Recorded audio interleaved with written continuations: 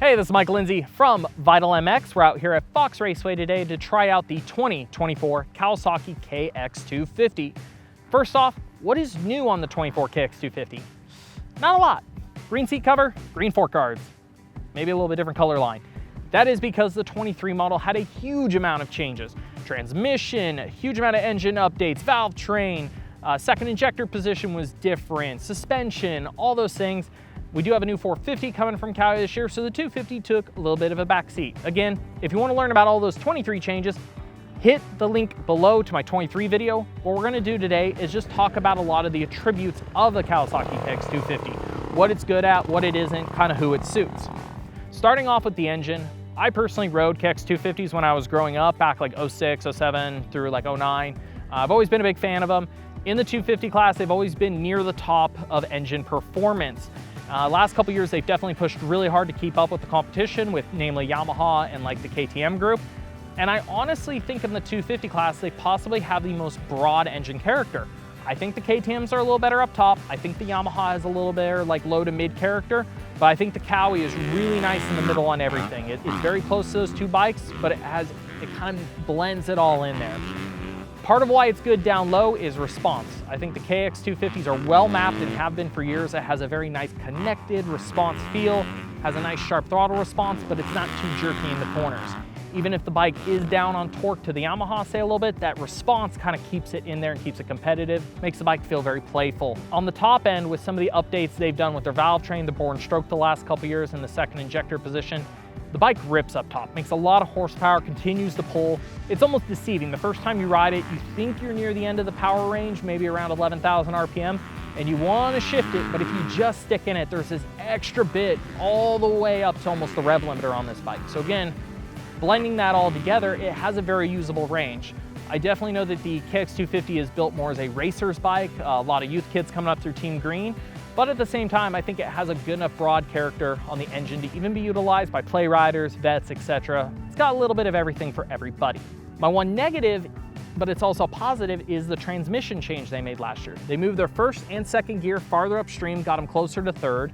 This is kind of a racer decision. It's very similar to the Pro Circuit race transmission.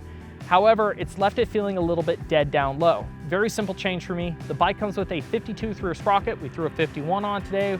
We were also able to go a little bit longer on the chain, get my rear wheel back a little bit farther, which I was stoked on.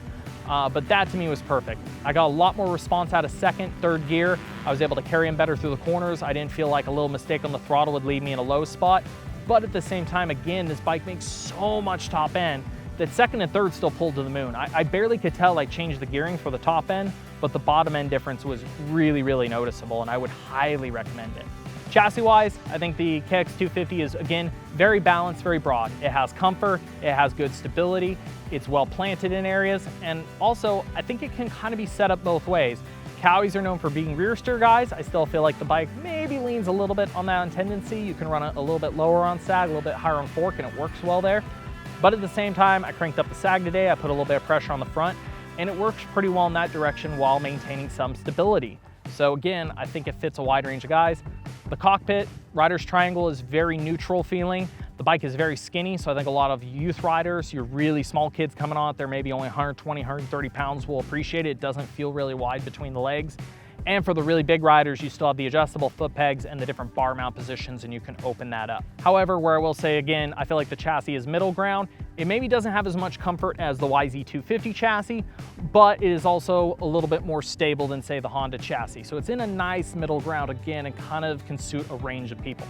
Suspension is the one area on the bike, mostly talking about the fork, where I do think there is some guaranteed or needed updates depending on your riding style and mostly your rider weight and size. Again, when I think of the KX250, I think of the Team Green, I think of the youth. I think they're a little bit stiff on their fork with their spring rate. They're on a 5.0, which is more commonly a spring rate that we see on a 450. Kawi has been on this 2 years. They've definitely worked on it to get some comfort out of it. It has a lot of holdup, so when you're aggressive, when you're over the front, it is appreciated.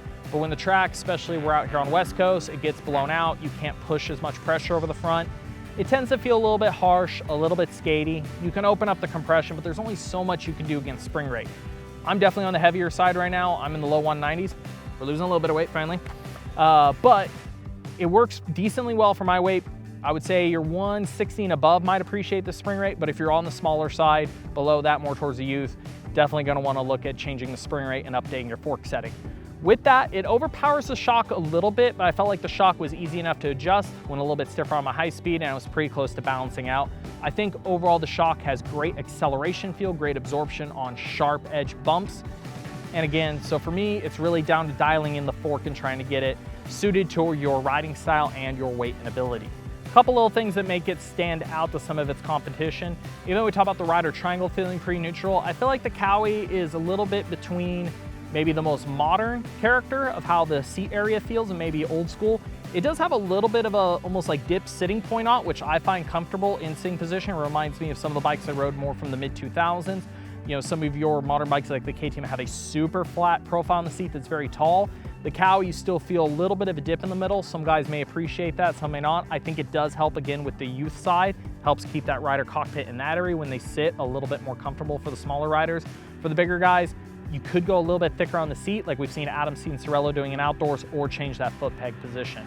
Overall, the KX250 to me is not better in any specific situation than its competition, but it is the perfect 90% bike for me. It's really good at almost everything, so it's hard for me to find one negative.